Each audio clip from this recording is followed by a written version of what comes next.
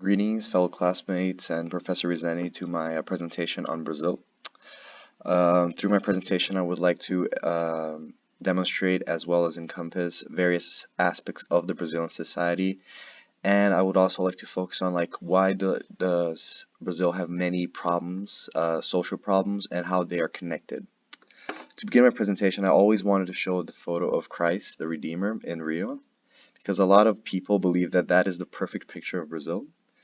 But instead, that is only one picture, that is one aspect of Brazilian society. Brazil is a very diverse country with various issues facing from racism, political corruption, and it's important to focus on both the negative and the positive aspects of Brazil, not only the picturesque that we usually see represented in media, especially around the US. To begin with, I would like to have a little overview of Brazil. Brazil is currently a country of almost 210 million people. The current data that I put in the slide is from 2017, but we can assume that it definitely increased. The ethnic makeup is 47.7% white, mulattoes make up 43.1%, blacks 7.6%, Asians 1.1%, and indigenous 0.4%. The major religions in Brazil are Roman Catholic, which is 64.6, Protestants, which is 22.2, Spiritists 2.2, others 1.4, none 8%, and unspecified 0.4%. A quick glance at the Brazilian economy. Brazil has gone through a very major recession in the last couple of years, and it's still recovering from that, which is very interesting because it's following the proposed idea of the boom and bust economies, which is especially prevalent in Latin America. Brazil was growing tremendously before the recession hit, and after the recession, its GDP almost decreased by 5%. So this follows exactly what many have seen around Latin America, which is the boom and bust economy. This is another data showcasing the unemployment in Brazil, especially during the recession, which hit around 2015. Unemployment rose tremendously while the GDP per capita decreased. Now, looking back, especially during the last decade, which was a very socially potent decade where the recession and inflation of many countries led to various social changes, we might actually expect a lot of social change coming from this recession, since during the last decade, women got a lot more freedom to work. So we got to look out for the next social change that we might see. My next slide is going to focus on some current news just so we can get a grasp of what is actually happening in Brazil right now. So the first news relates back to how Brazil is turning right. Now, Brazil turning rightward is something that has been occurring to many countries around Latin America. After the pink tide that swept through most of the nations of Latin America in the 2000s, there has been a lot of motivation to bring in a right-wing government after multiple scandalous corruption cases that have affected many countries in Latin America, and especially Brazil, with the Lava Jato, or the car wash operations, which has led to many ex-presidents, many governors, many famous politicians being embroiled in this famous corruption case. Now, the next news is about the assassination of a Rio de Janeiro councilwoman. Nobody knows why she was assassinated, but her death has led to many protests, especially in terms of opening up the conversation about racism in Brazil and why is her assassination not being taken seriously, which is very important, especially since Brazil usually has this picturesque ideal of multiculturalism, multiracial nation living in peace, but there's still a lot of tension between multiple races and ethnicities. So my first topic, is gonna be about political landscape of Brazil. So I put two pictures here. The first picture is about is during a protest in São Paulo. During one of the many protests that happened before ex-President Dilma Rousseff's impeachment. And the second picture is a broken glass, which is supposed to represent the fragmentation of Brazilian politics. Now, the Brazilian political landscape is extremely complicated. Has a very complicated system of parties, which include various degrees of ideology. How the fact that there are so many parties has led to an inefficient government because legislations and policies are very difficult to get passed if you don't have a very strong support or a very strong coalition. Now, political fragmentation, as noted by Barbara Geddes, which is a researcher from UCLA, says that it is one of the core reasons why corruption is very prevalent in Brazilian government. Because the ruling party has to make sure that multiple parties are appeased to help them pass laws and votes. And that is why some people consider Brazil a very complicated nation to work with because Brazil has almost around 32 different parties. So the only way to get majority is making sure that you at least have friends in half of them. And the way you make friends with them is by giving them privileges, by giving them financial support to lead campaigns, which is very interesting.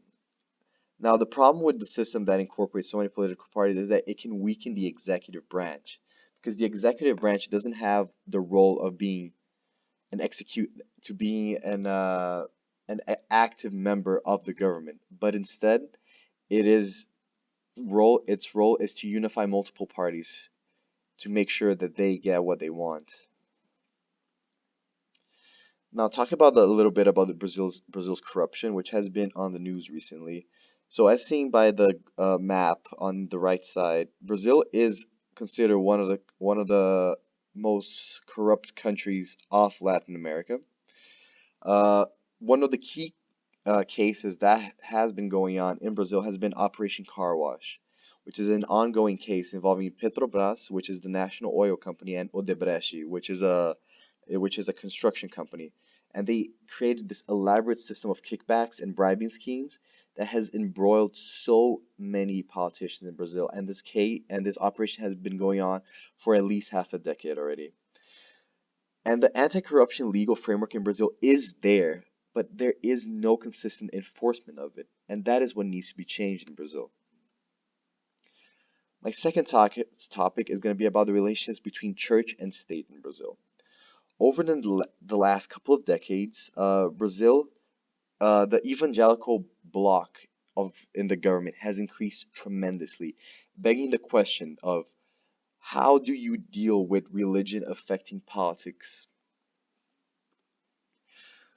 So this relationship has been increasing, and the reason why is due to many of the effects that the Cold War had on the religious landscapes of many Latin American countries.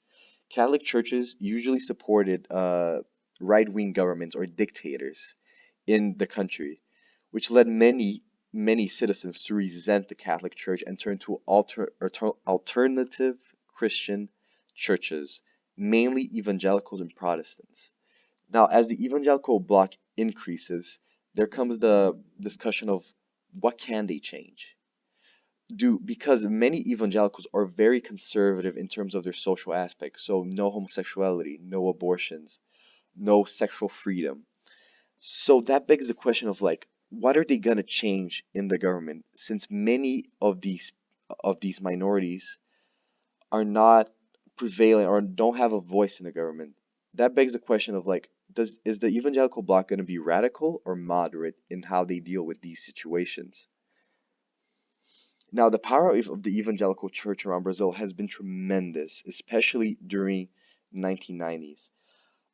They have been able to control a big majority of voters, which has even swayed multiple elections. Even one of the major leaders of the evangelical church, Edir Macedo, has even said that if he wanted a certain politician to run for president, he could easily make them win just by talking with his followers and saying like, vote for this man. Now, this begs the question of like, how powerful can this church become? Because as you can see, even ex-President Lula has been with the Edir Macedo, and have worked together, especially to make sure that Lula won his second election. They were even able to convince very powerful politicians to the openings of multiple churches, including ex-President Dilma, current President Michel Temer, and ex-President Lula. My third topic is going to be about the protection of minorities. As you can see from the first, second, and third, they're all kind of connected because as a political fragmentation leads politicians to try to find support from other powerful groups, such as the evangelical churches, which has a very negative effect on protection of minorities, especially the LGBTQ community. Now, Brazil usually has a very idealized notion that Brazil is a very open country, a very uh, LGBT pro country. But in reality, Brazil has a lot of violence against the LGBT community. Uh, in a current study, there has been there they concluded that in every 26 hours, one homosexual person is killed in Brazil.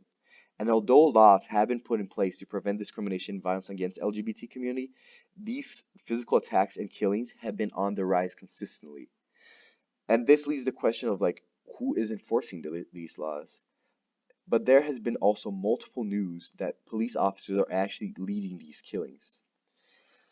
But despite the increase in violence, Brazil is still seen as a very good destination for LGBT tourism, which prompts a discussion of like what is reality and what is the fictionalized picture of this country.